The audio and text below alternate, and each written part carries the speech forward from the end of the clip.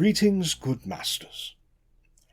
I am Maester Barnaby, and this is a study and lecture series on the House Tremaine after the ascent of the Lord Maester. Today's lecture focuses on the tourney of the Hand of the King, Baelor Breakspear, a tourney held in celebration of the name day of the Prince Villar. Notable attendees include King Daeron II, Prince Maekar, and Brendan Rivers, also known as the Bloodraven, leader of the Raven's Teeth and slayer of the rebellious Targaryen bastard, Daemon Blackfire. But I digress. This summary of events is pieced together from numerous collected accounts, missives, and journals of those involved and or near the members of House Tremaine. The full collection with annotation is Ore and Sable, Gold and Misfortune, The Tremaines, written by Maester Dolan Athwyr. Now then, let us focus on those of House Tremaine attending breakfast at the feast hall of the Red Keep.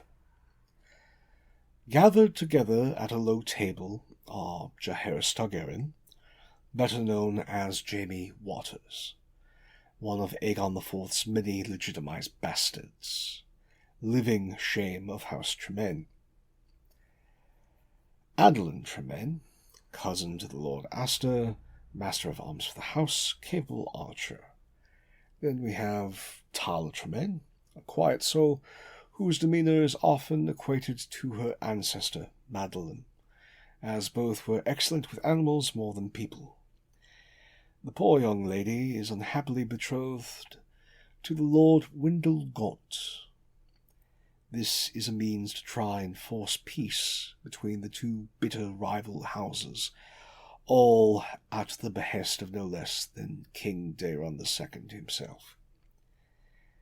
Lastly, and leastly with them, is the Lord Maester, head of House Tremaine, youngest of his line, who is desperate to claw the house's reputation and fortune from its precarious state.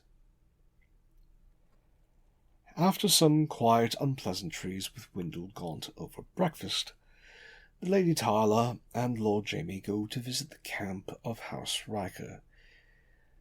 This is about one of Lord Riker's sons using one of House Tremaine's famous tourney horses for the upcoming joust.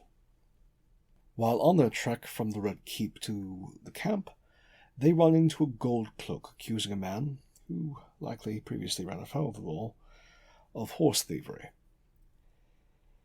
A few terse words are exchanged about the likelihood of the man's innocence before the gold cloak cuts the poor sod right there on the street before all and the seven. Trials are for lords. Death is swift for small folk. Quick as lightning in King's Landing. After enduring the grim scene and a snarling insult by the unworthy deliverer of the king's justice, the two find themselves in the Riker camp. The young Riker is contemptible in mind, demeanour, and stature. A wee spoiled tyrant of Duskendale, drunk on his station and his family's wealth. Pay heed, good masters.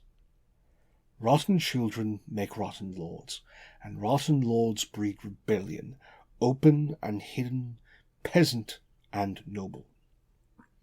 Anyway, unpleasantries are exchanged with the young lord, who has as much experience of the lists as he has good sense. A gold dragon is exchanged for the use of the young courser Hyacinth for the day's events. It is around this time the Lady Allegra Dorsey, noted beauty of the Crownlands, second wife of the Lord Giannis Dorsey, eldest sister of the Lord Maester, makes a show of her entrance into the feast hall of the Red Keep, accompanied by her quiet stepdaughter, the Lady Danella. Seemingly, at the top of Lady Allegra's agenda is finding Lady Danella a husband. Thus a parade around the feast hall as the two make their way toward Allegra's boisterous uncle, the Lord Aberon Bywater. After a brief reunion with Lord Bywater, Aster and Adeline make their way to Allegra. This is where it is noted in the journal of the Lord Timothy Holton, and I quote, "The Lady Allegra proceeded to publicly, in sweet tones, dress down the Lord Aster as to the security of the family holdings, the whereabouts of other family members, and stress the young lord's need for a wife.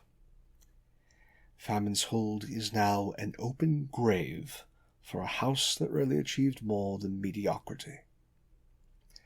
Harsh words, but the words of one who stood loyally at the side of Prince Maker in opposition of the Blackfire soldiers at Redgrass Field.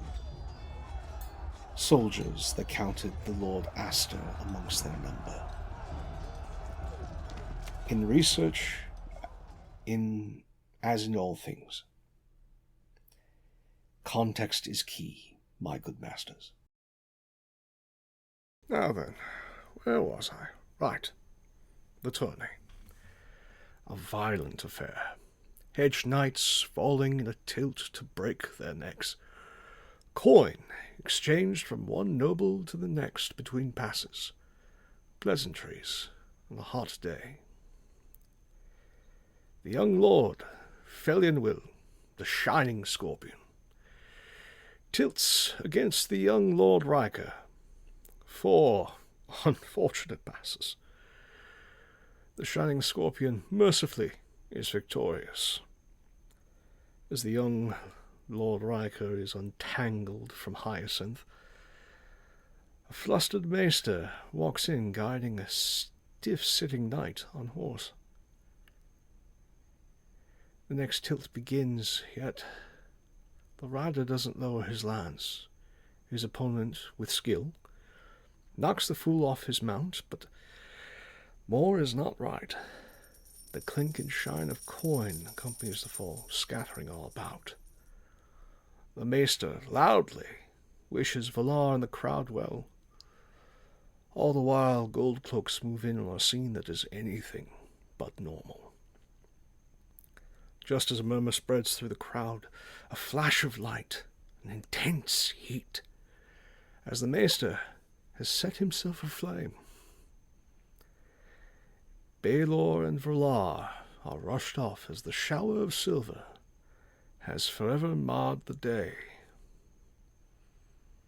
Coin, that silver coin, bearing the likeness of Daemon Blackfire.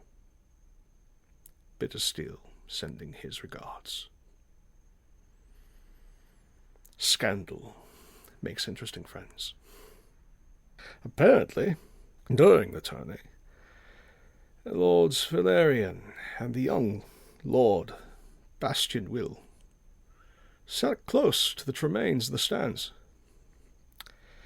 The young Will, known as a bit of a gambler, and so, too, the young Jamie Waters.